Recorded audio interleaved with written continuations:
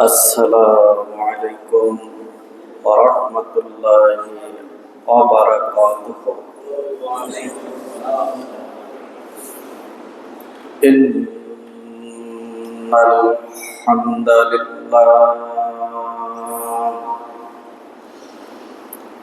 وقل الحمد لله الذي لم يتخذ ولدا ولم يكن له شريك في الملك ولم يكن له ولي من الذل وكبره تكبيرا أرسله بالحق بشيرا ونذيرا وداعيا إلى الله بإذنه وسراجا منيرا أما بعد فقد قال الله تعالى في كلامه المجيد وفرقانه الحميد أعوذ بالله من الشيطان الرجيم بسم الله الرحمن الرحيم ومن أظلم ممن منع مساجد الله أن يذكر فيها اسمه وسعى في خرابها أولئك ما كان لهم أن يدخلوها إلا خائفين لهم في الدنيا خزي ولهم في الآخرة عذاب عظيم أما بعد فإن أصدق الكلام كلام الله أحسن الهدي هدي محمد صلى الله عليه وسلم وشر الأمور محدثاتها وكل محدثة بدعة وكل بدعة ضلالة وكل ضلالة في النار. وعن عثمان رضي الله تعالى عنه قال قال رسول الله صلى الله عليه وسلم من بنى لله مسجدا بنى الله له بيتا في الجنة متفق عليه. وقال تعالى والذين اتخذوا مسجدا ضرارا كفرا وتفريقا بين المؤمنين إرصادا لمن حارب الله ورسوله إلى آخر الآيات. প্রশংসা আল্লাহ তাআলার জন্য, সালাত সালাম নাজিল হোক মুহাম্মদ রাসূলুল্লাহ সাল্লাল্লাহু আলাইহি সাল্লামের উপর। আল্লাহুম্মা সাল্লি আলাইহি আল্লাহুম্মা বারিক আলাইহি। সম্মানিত মুসলিমবৃন্দ, গত জুমায় আপনাদের উদ্দেশ্যে বলা হয়েছিল সূরা বাকারার 113, 14, 15 নম্বর আয়াতের আলোচনা। আমরা 112, 13 আয়াতের আলোচনা যৎসামান্য করেছি। আজকে 14, 15 নম্বর আয়াত তৎসঙ্গে কিছু আয়াত ও হাদিস আজকের আলোচনার বিষয়বস্তু হিসাবে আলোচনা করা হবে ইনশাআল্লাহ। আলোচনার বিষয়বস্তু মসজিদ ভেঙে ফেলা এবং মসজিদ গড়া সম্পর্কে।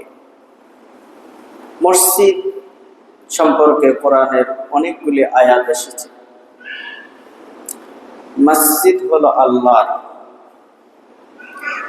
আল্লাহ সুবহানাহু ওয়া তাআলা বলছেন, ওয়া আন্নাল মাসাজিদা লিল্লাহি ফালা তাদউ মা'আল্লাহি আহাদা। সূরা জিনের 18 নম্বর আয়াতে উল্লেখ করা হয়েছে, ওয়া আন্নাল মাসাজিদা লিল্লাহ, আর নিশ্চয় মসজিদ সমূহ হলো আল্লাহ। ফালা তাদউ মা'আল্লাহি আহাদা, আল্লাহর নামের সঙ্গে আর কারো নাম ধরে ডাকা যাবে না। সাজাদা ইয়াসজুদু মসজিদান, সিজদার জায়গাকে বলা হয় মসজিদ। মসজিদ হলো আল্লাহ পাকের সিজদা করার স্থান। এই মসজিদ আবাদ করার জন্যেই আল্লাহ পাক মানুষ সৃষ্টি করেছেন। আর এই মসজিদে শুধু পুরুষ মানুষ আসবে এমনটি নয়, মসজিদে আসবে যারা ঈমান এনেছে, নারী পুরুষ, ছোট বড়, বৃদ্ধ জওয়ান, সর্বস্তরের ঈমানওয়ালা মানুষগুলি এসেই মসজিদে সাজদা করবে। আর এই সাজদা সম্পর্কে 2 জুমা আগে আপনারা আলোচনা শুনেছেন। শুধু সাজদা, সাজদা হলো 8 প্রকার, যা আপনারা শুনেছেন। মসজিদে পুরুষের নাম উল্লেখ করে সিজদা করতে হবে এমন আয়াত নেই, কিন্তু মহিলাদের নাম উল্লেখ করে মসজিদে রুকু করতে হবে, সিজদা করতে হবে, কোরআনের আয়াত আছে। যারা বলে মসজিদে মহিলা মানুষ আসা ঠিক না, আসলে তারা কোরআন হাদিস গবেষণা করে না। আল্লাহ সুবহানাহু ওয়া তাআলা সূরা আল ইমরানের 43 নম্বর আয়াতে মরিয়ম আলাইহিস সালাম একজন মহিলা, তার নাম উল্লেখ করে বললেন, ইয়া মারইয়াম উকতুনি লিরাব্বিকি ওয়াসজুদি ওয়ারকাই মা'আর রাকিঈন।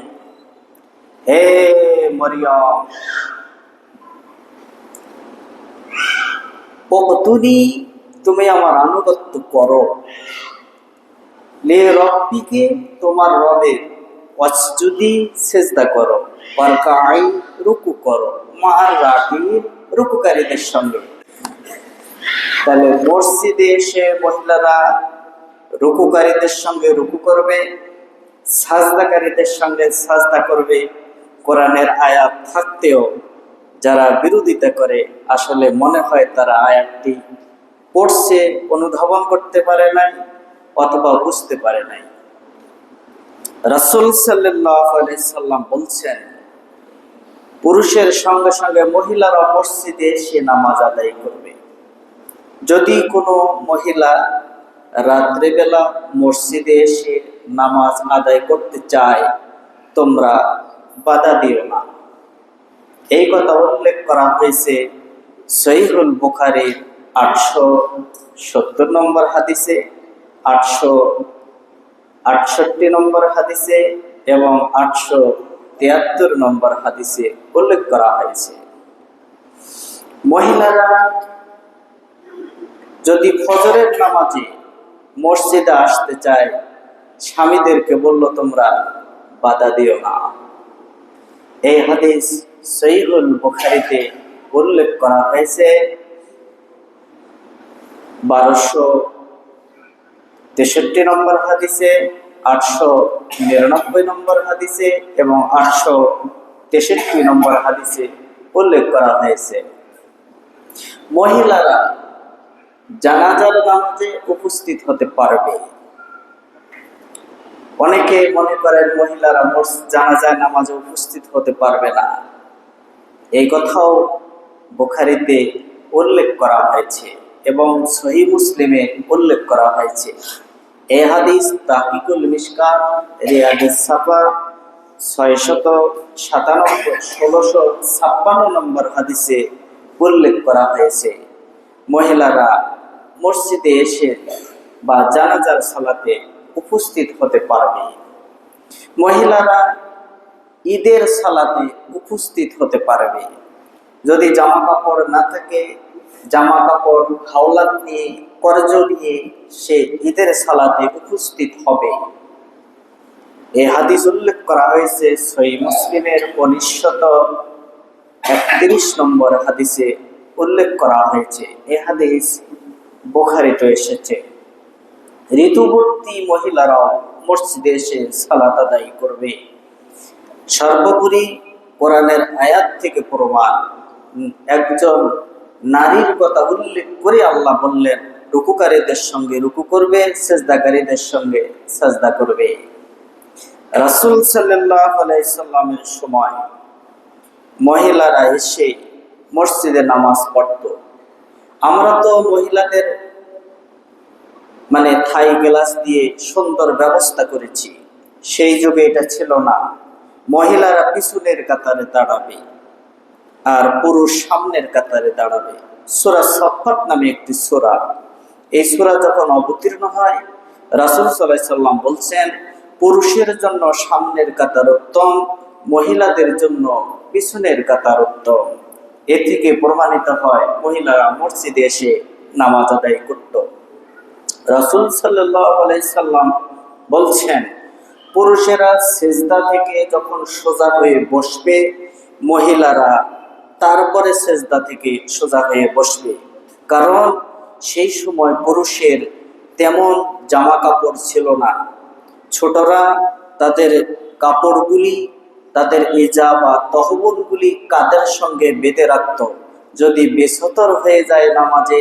এই জন্য রাসূল সাল্লাল্লাহু আলাইহি সাল্লাম বলেছেন যে পুরুষেরা সিজদা থেকে যখন সোজা হয়ে বসবে, তারপরে মহিলারা সিজদা থেকে মাথা উঠাবে।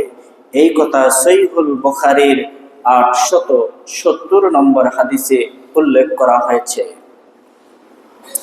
একটা হাদিস এসেছে যে হাদিসের আলোকে আমাদের ভাইয়েরা বলে মহিলাদের মসজিদে যাওয়া উচিত নয়। এই হাদিসটাও বুখারীতে এসেছে।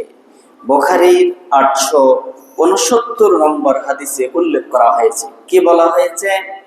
রাসূল সাল্লাল্লাহু আলাইহি সাল্লামের ওফাতের পর আবু বকর রাদিয়াল্লাহু আনহু খলিফা, আবু বকর রাদিয়াল্লাহু আনহুর মৃত্যুর পর ওমর রাদিয়াল্লাহু আনহু খলিফা, ওমর রাদিয়াল্লাহু আনহুর মৃত্যুর পরে ওসমান রাদিয়াল্লাহু আনহু খলিফা, ওসমান রাদিয়াল্লাহু আনহুর মৃত্যুর পরে আলী রাদিয়াল্লাহু আনহু যখন খলিফা, তখন উম্মুল মুমিনিন আয়েশা রাদিয়াল্লাহু তাআলা আনহা বললেন, হে মহিলারা, তোমাদের মসজিদে এসে যেই রকম তোমাদের সরগল, তোমাদের যে আচরণ, রাসূল সাল্লাল্লাহু আলাইহি সাল্লাম বেঁচে থাকলে তোমাদেরকে মসজিদে আসতে দিতেন না।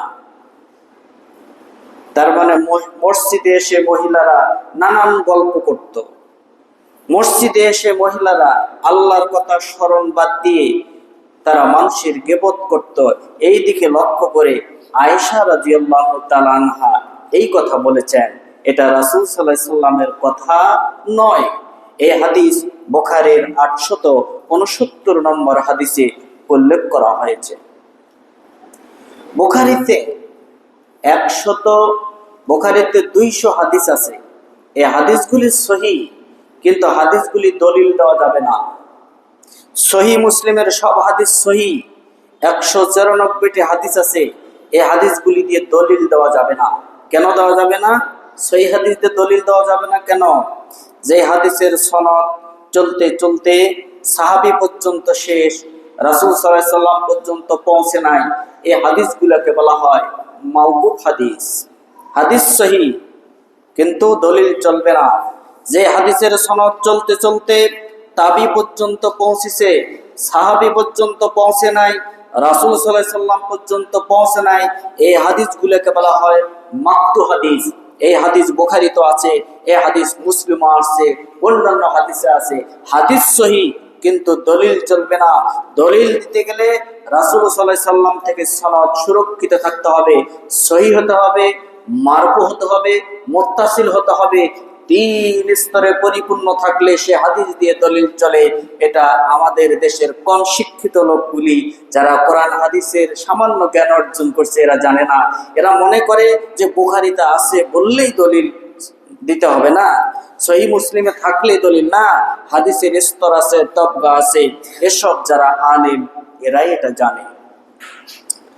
আশা করি সংক্ষিপ্ত হলেও আপনারা এই বিষয়টা জেনেছেন। কি বলতে চেয়েছিলাম, পুরুষের সঙ্গে সঙ্গে মহিলারা এসে মসজিদে নামাজ পড়বে, আর এই মসজিদে মহিলাদেরকে পুরুষদেরকে আসতে বাধা যারা দিবে অথবা আল্লাহর এই মসজিদকে যারা ভেঙে দিবে, মসজিদে আল্লাহর নাম উচ্চারণ হবে এইরকম বিশৃঙ্খলা যারা সৃষ্টি করবে, তাদের মতো বড় জালিম অত্যাচারী পৃথিবীতে আর নেই।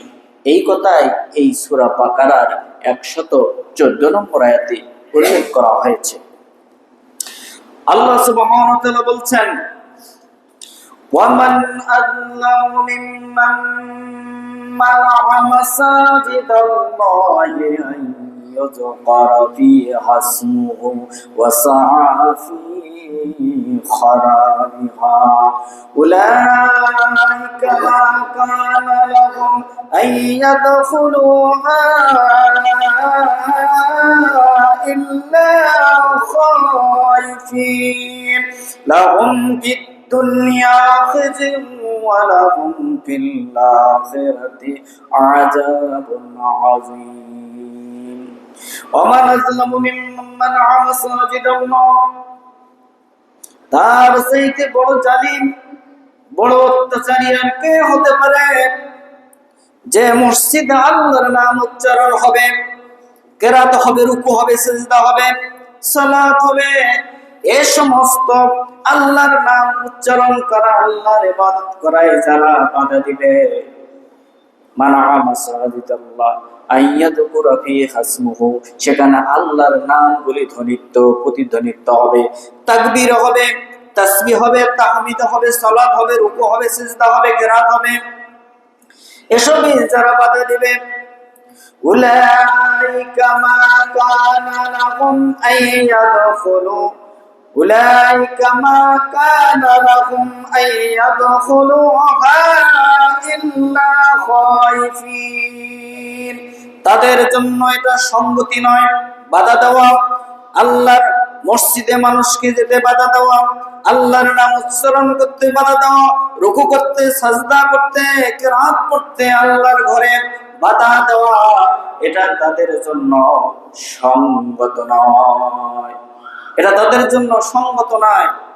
উলাইকা মা কানা লাহুম আইয়াদখুলুহা ইল্লা খায়ফিন, এই সমস্ত মানুষের তো উচিত ছিল নম্রভাবে আল্লাহর ভয় নিয়ে আইয়াদখুলুহা, এই সমস্ত মসজিদে প্রবেশ করা উচিত ছিল। আর তার বিপরীতে মসজিদে উপস্থিত না হয়ে মসজিদ ভেঙে দেওয়া, মসজিদের মুসল্লিদেরকে নামাজে বাধা দেওয়া, তার চাইতে বড় জালিম পৃথিবীর জমিনে আর কেউ হতে পারে না। কথাটি কার? আল্লাহ সুবহানাহু ওয়া তাআলা।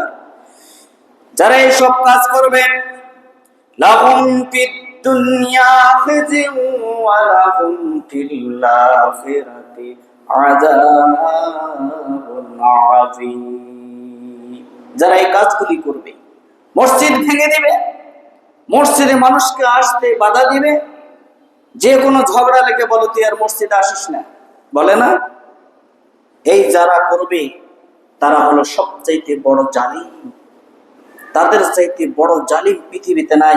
এই লোকগুলির জন্য আল্লাহ বলছেন লাহুম, তাদের জন্য ফিদ দুনিয়া খিজুন, দুনিয়ার জীবনে আসবে লাঞ্ছনা,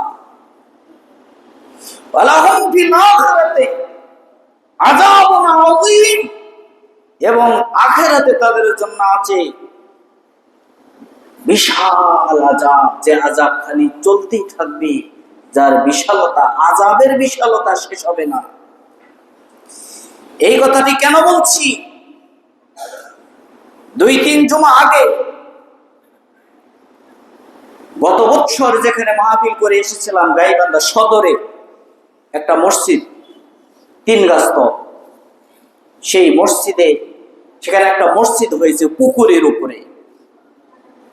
সেখানকার ছেলেপিলেরা ইউটিউব দেখে, হাদিসের সফটওয়্যার, কোরআনের সফটওয়্যার দেখে শিক্ষিত ছেলেরা যাচাই বাছাই করে সঠিক বিশুদ্ধ হাদিস আর কোরআন এটা আমল করে রাসূলুল্লাহ সাল্লাল্লাহু আলাইহি সাল্লামের নিয়মে নামাজ পড়বে।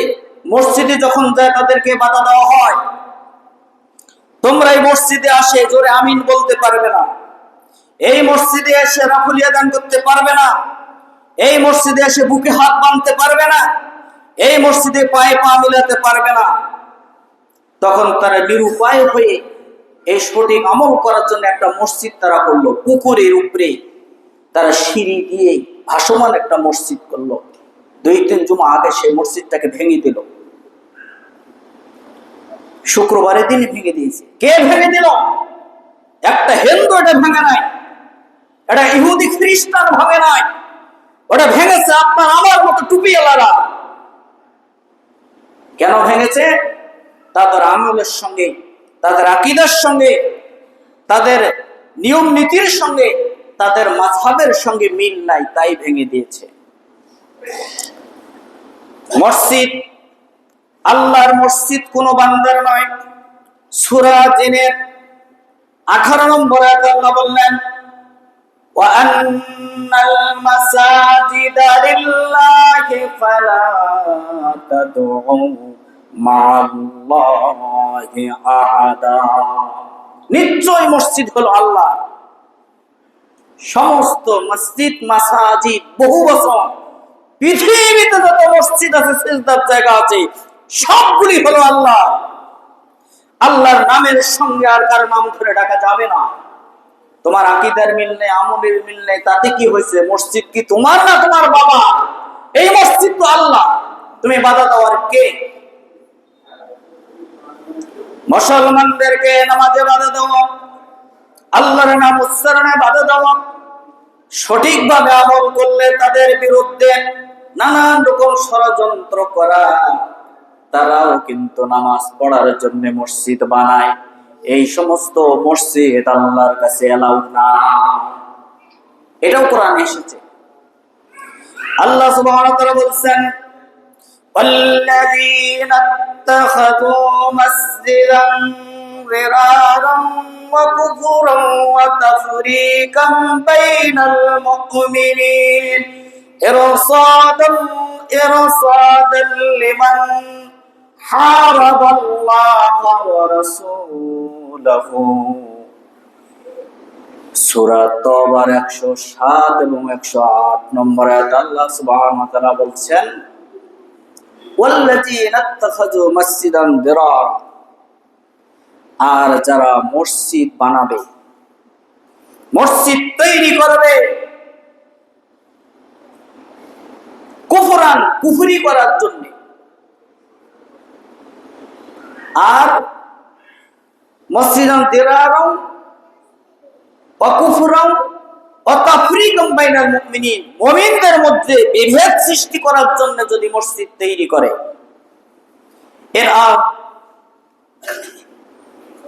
ইরসাদাল লিমান হারাবাল্লাহা ওয়া রাসূলাহু, আর যারা আল্লাহ এবং রাসূলের বিরুদ্ধে যুদ্ধ করার জন্য এইরকম ষড়যন্ত্র করবে, এইরকম মসজিদ ভেঙে দিতে হবে।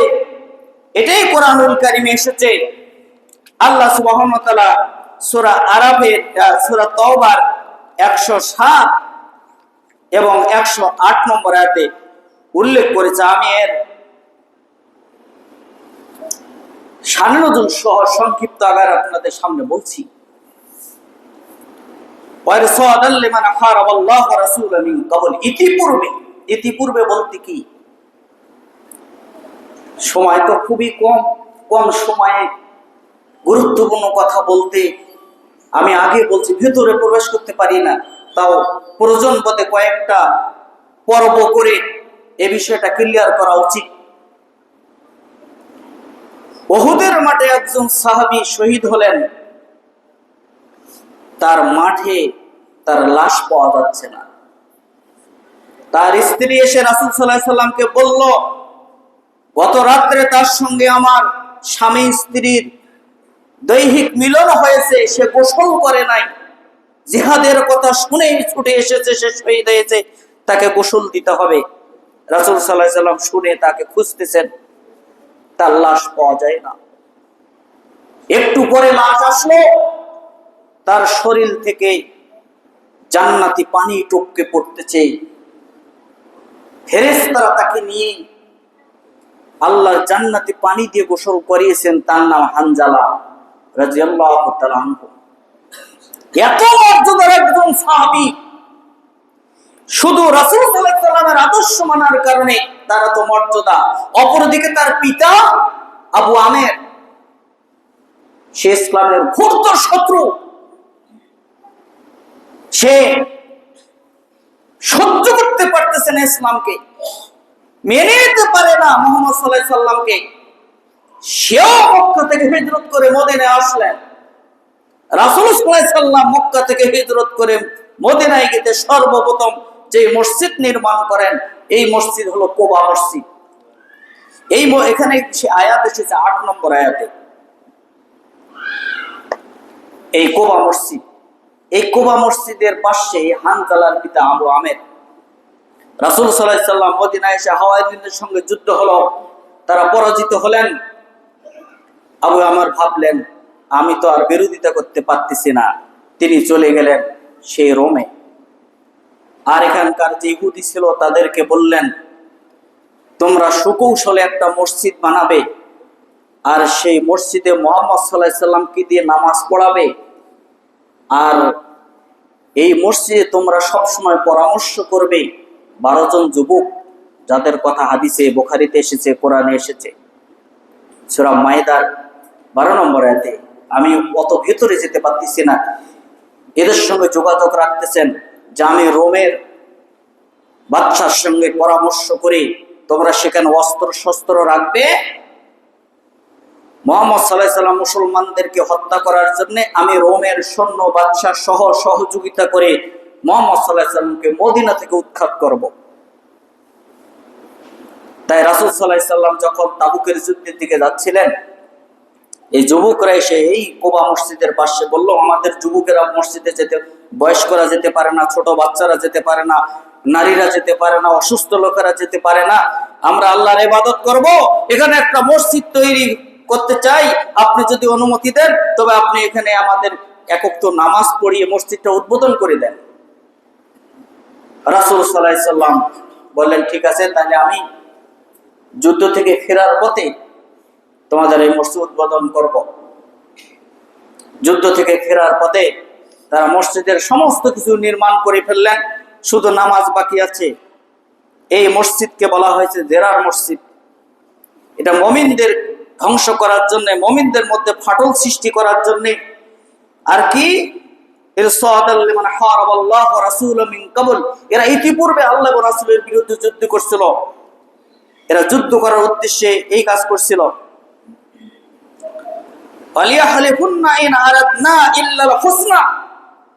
তারা বলছিল, আমরা যেটা ভালো কাজ করতেছি, মসজিদ বানাচ্ছি, আল্লাহর ইবাদত করব। আল্লাহ তার নামের কসম দিয়ে বললেন, আল্লাহর কসম, আল্লাহ বলতেছেন, ইয়াশহাদু, আমি সাক্ষ্য দিচ্ছি, ইন্নাহুম লাকাযিবুন, এরা মিথ্যাবাদী। আল্লাহ সাক্ষী দিচ্ছেন এরা মিথ্যাবাদী। লা তাকুম ফীহি আবাদা, মুহাম্মদ সাল্লাল্লাহু আলাইহি ওয়াসাল্লাম এই মসজিদে আপনি নামাজের জন্য দাঁড়াবেন না, এটা ভেঙে দেন, আপনি দাঁড়াবেন। লা মাসজিদুন উসসিসা আলা তাকওয়া, যেই মসজিদ তাকওয়ার উপরে প্রতিষ্ঠিত, আপনি সেখানে দাঁড়িয়ে নামাজ পড়বেন। মিন আউয়ালি ইয়াউমিন হাক্কু আন তাকুমু ফীহি, যেটা প্রথম থেকে তাকওয়ার উপরে প্রতিষ্ঠিত এই মসজিদে কুবা, আপনি সেখানে নামাজ পড়বেন, এই মসজিদে আপনি নামাজের জন্য দাঁড়াতে পারবেন না।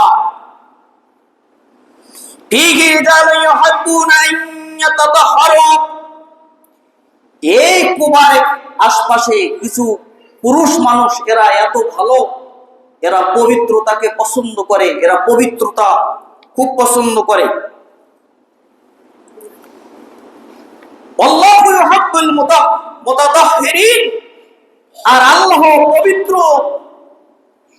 পবিত্রতাকারীদেরকে ভালোবাসেন।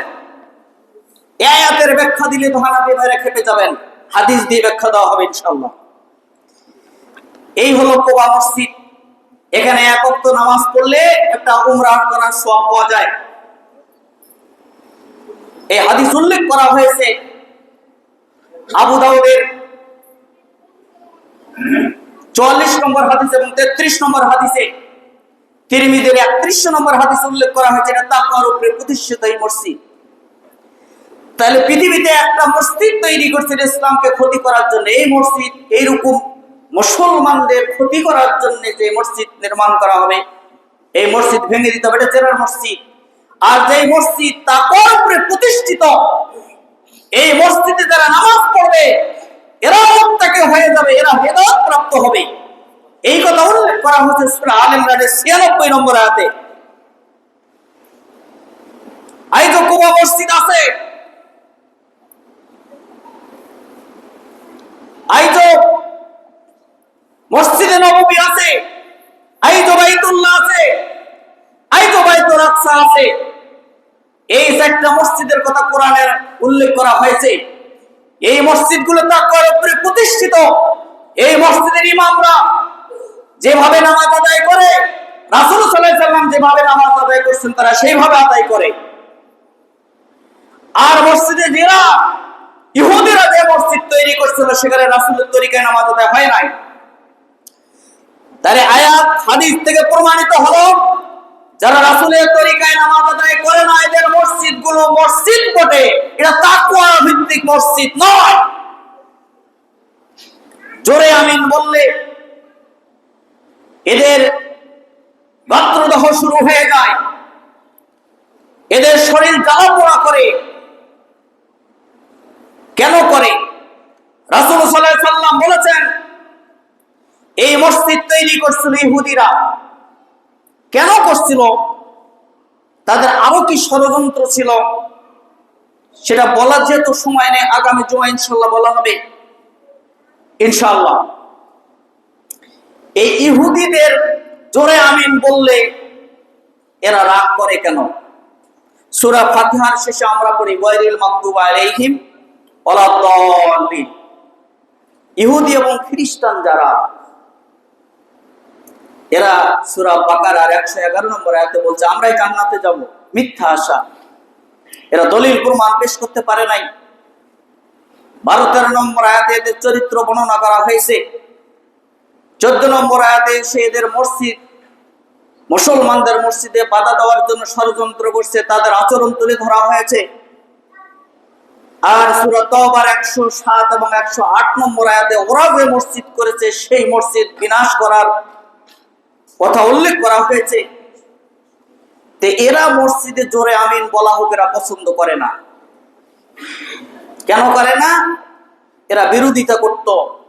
এরা গায়রিল মাগদুবি আলাইহিম ওয়ালাদ-দাল্লিন। মাগদুব হলো ইহুদি আর দাল্লিন হলো খ্রিস্টান।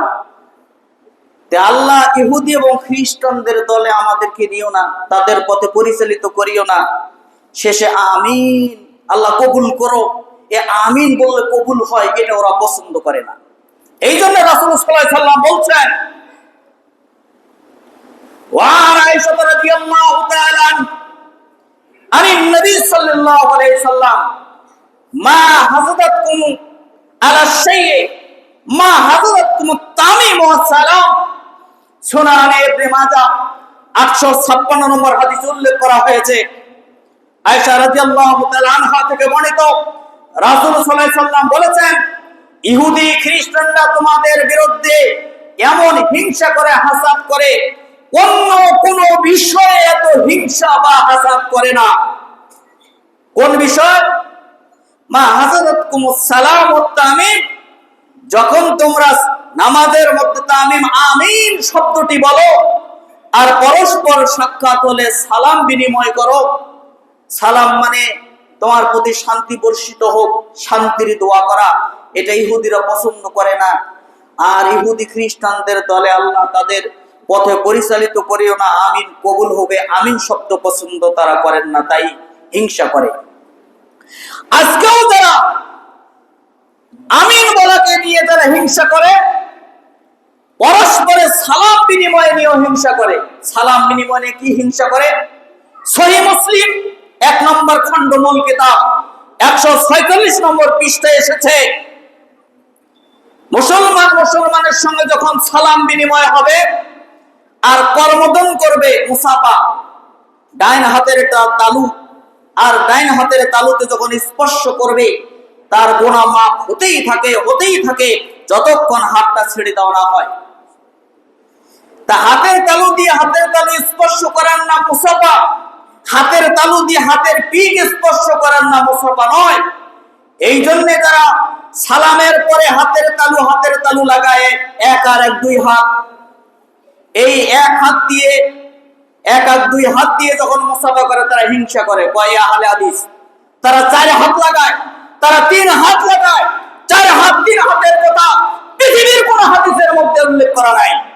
এই সালামের মধ্যে হিংসা, জোরে আমিন বলার মধ্যে হিংসা যারা করে, এটা তো ইহুদিদের আচরণ, এটা তো খ্রিস্টানের আচরণ। এটা মুসলমানদের ভিতরে কিভাবে ঢুকলো? এই বিজাতীয় মতবাদ মুসলমানদের ভিতরে ঢুকে এই আদর্শ লালন করে তারা মুসলমানদের মসজিদকে ভেঙে দেয়। আর তারা দাবি করে আমরাই সঠিক মুসলিম। তোমরা হজ করতে চাও, লজ্জা থাকা উচিত। কুবা মসজিদে গিয়ে নামাজ পড়ো, মসজিদে নববীতে গিয়ে নামাজ পড়ো, তোমরা বাইতুল্লাহ গিয়ে নামাজ পড়ো, মসজিদে আকসায় গিয়ে নামাজ পড়ো। দেখো সেখানকার ইমাম কিভাবে নামাজ পড়ে, তাদের নামাজের সঙ্গে এদের নামাজের মিল আছে কিনা।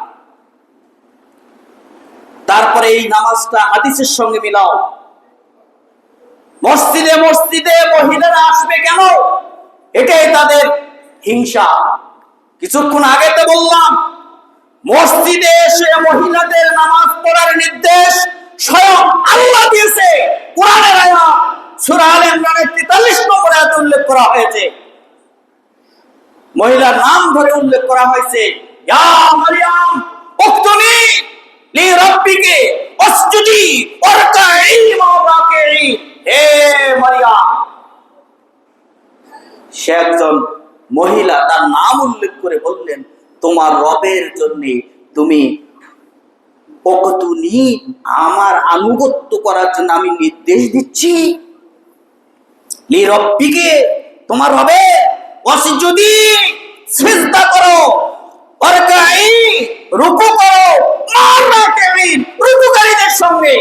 তার মানে মসজিদে এসে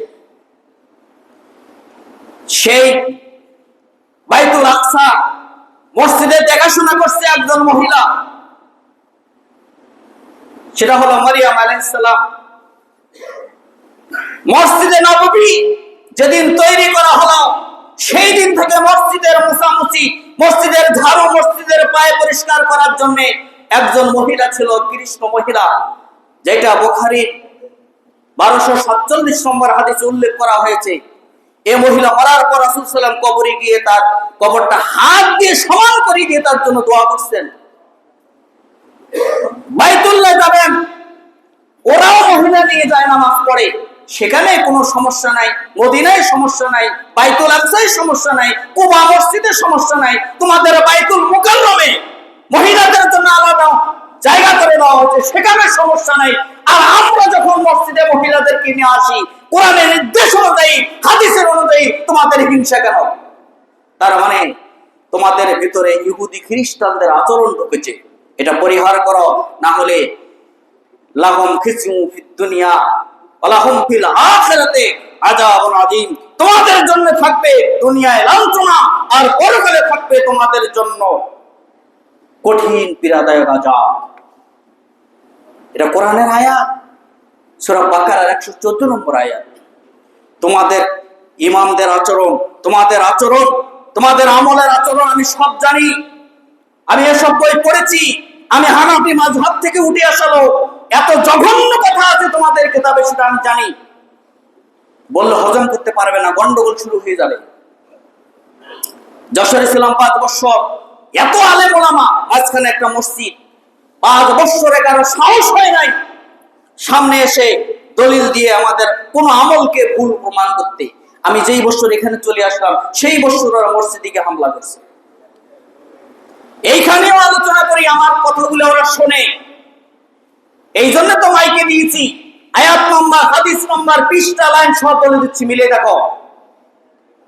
যদি বুকে সাহস থেকে আসো, আমাদের ওযু থেকে শুরু করে সালাম ফিরা এবং দোয়া পর্যন্ত একটা আমল যদি সহিহ হাদিসের বিরোধী প্রমাণ করতে পারো, আমরা তওবা করে তোমাদের দলে যাব। তোমাদের সাহস নাই। আমি 54টা হাদিস একটা লিফলেট আকারে, আমি চ্যালেঞ্জ আকারে তাদের সামনে বিতরণ করেছি। আজ পর্যন্ত কারো হিম্মত হয় নাই এর মোকাবেলা করা। তার মানে আমাদের সব আমল রাসূল সাল্লাল্লাহু আলাইহি সাল্লামের নিয়মে করতেছি, কোরআন এবং সহিহ হাদিসের ভিত্তিতে করতেছি। এটা সহ্য হচ্ছে না। তাদের ছেলেগুলি দলে দলে আমাদের এই দিকে আসে, আমাদের একটা ছেলে তাদের দলে গেছে প্রমাণ নাই, কিন্তু তাদের স্ত্রীরা, তাদের মেয়েরা, তাদের ছেলেরা দলে দলে আসতেছে। তারা বুঝে আগে মানুষ অশিক্ষিত ছিল, বর্তমান বাংলাদেশের প্রেক্ষাপটে বলছি 80-র উপরে মানুষ শিক্ষিত, প্রায় 90-এর কাছে 10% লোক এখনো মূর্খ আছে। এই মুরব্বী কয়টা? এরা মারা গেলে বাংলাদেশে মূর্খ থাকবে না। এই শিক্ষিত লোক যাচাই বাছাই করে সঠিকটা মানার চেষ্টা করতেছে। আমরা আশাবাদী আগামী দিনে ওরাই সংখ্যালঘু হয়ে যাবে। এই যুবকেরা যাদের মেধা আছে, যাদের বুদ্ধি আছে, যাদের আকল আছে, যাচাই বাছাই করে সঠিক পথে আসতেছে এবং দলে দলে আসবে, অচিরেই তাদের দল খুব লঘু হয়ে যাবে, ছোট হয়ে যাবে।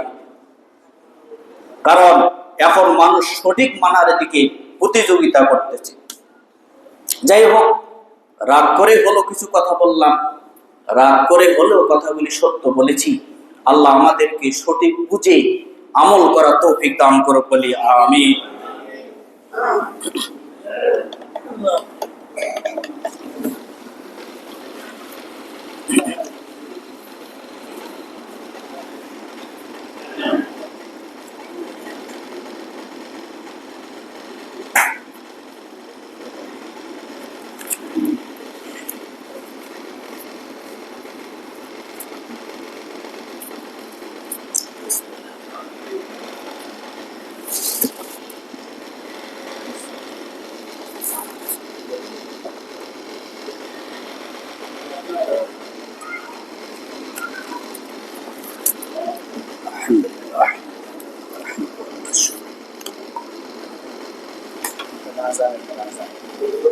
কি লেখছে?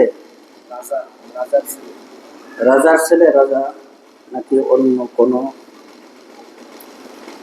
লেখা ভালো বোঝাচ্ছে না। উপযুক্ত ব্যক্তি থাকলে সে রাজা অধিকার রাখে। আলোকে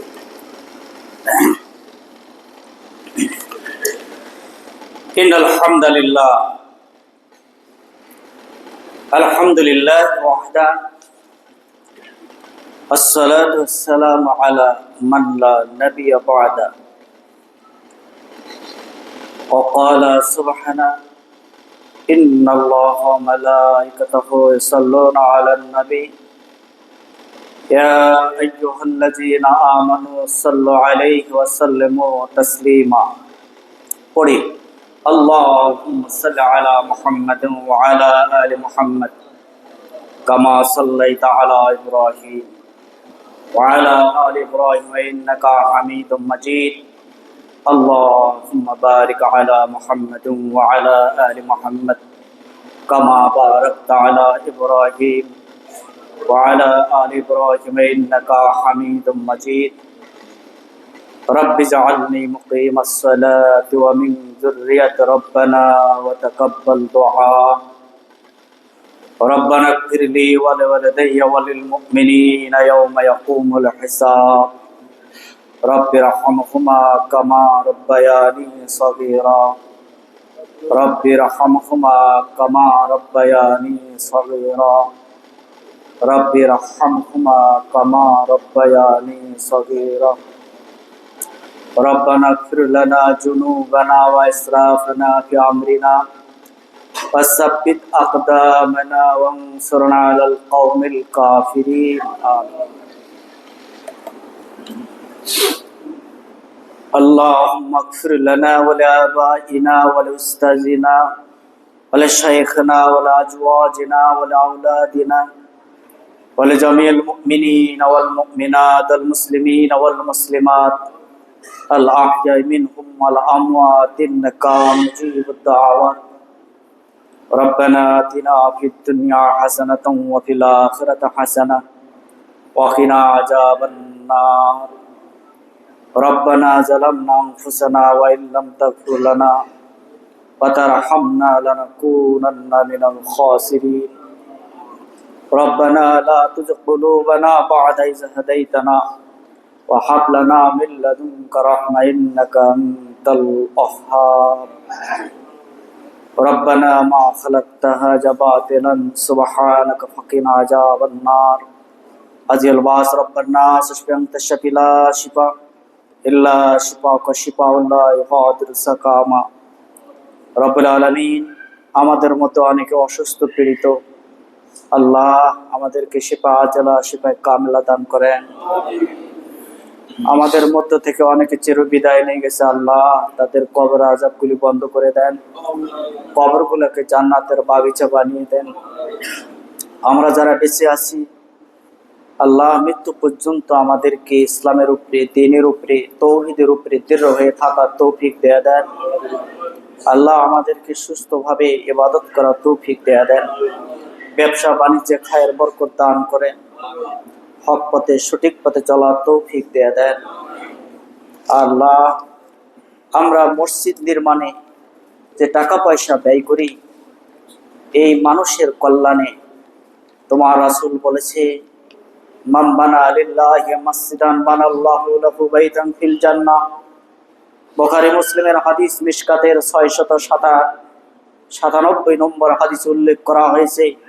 আল্লাহকে খুশি করার জন্য কেউ যদি মসজিদ তৈরি করে দেয় আল্লাহ তাকে জান্নাতে ঘর বানিয়ে দিবেন এই সহিহ হাদিস আমরা বিশ্বাস করি তোমার রাসূলের কথা আমরা মসজিদে যে যতটুকু পারি দান করে আল্লাহ আমাদের দানকে কবুল করে নেন তার বিনিময়ে জান্নাতে আমাদেরকে ঘর দিয়ে দেন আমিন সুম্মা আমিন এবার আল্লাহ রাহিমাকুমুল্লাহ প্রশ্ন এসেছে রাজার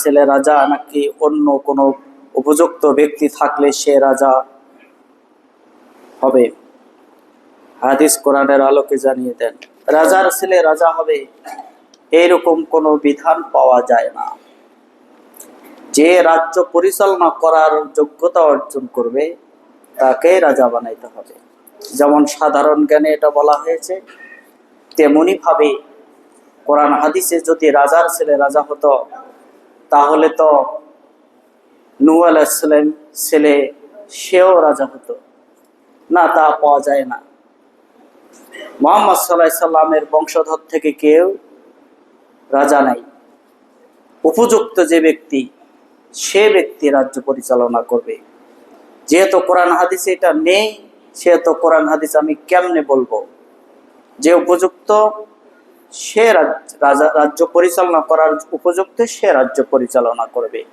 অথর্ব লোক কখনো রাজ্য পরিচালনা করতে পারে না রাজার ছেলে যদি অথর্ব হয় সে কেমনে রাজ্য ধ্বংস করে দেবে আশা করি উত্তরটা পেয়েছেন আল্লাহ আমাদেরকে সঠিক বুঝ দান করুক সঠিক পথে চলার তৌফিক দান করুক 5 ওয়াক্ত নামাজি বানিয়ে দেন আল্লাহ আমাদের মনের নেক মাকসুদ পুরা করে দেন আমিন সুম্মা আমিন ইবাদাল্লাহ রাহিমাকুমুল্লাহ ইন্নাল্লাহা ইয়ামুরু বিল আদলি ওয়াল ইহসান ওয়া ইতা'i যিল কুরবা ওয়া ইয়ানহা আনিল ফাহশা'i ওয়াল মুনকার ওয়াল বাগই ইয়া'iযুকুম লাআল্লাকুম তাযাক্কারুন ফাযকুরুনি আযকুরুকুম ওয়াশকুরুলি ওয়া লা তাকফুরুন আস্তাউদিল্লাহ দীনাকা ওয়া আমানাতাকা খাতিমা আমালিক সুবহানাকাল্লাহুম্মা ওয়া বিহামদিক আশহাদু আল্লা ইলাহা ইল্লা আনতা আস্তাগফিরুকা ওয়া আতুবু ইলাইক আসসালামু আলাইকুম ওয়া রাহমাতুল্লাহি ওয়া বারাকাতুহু।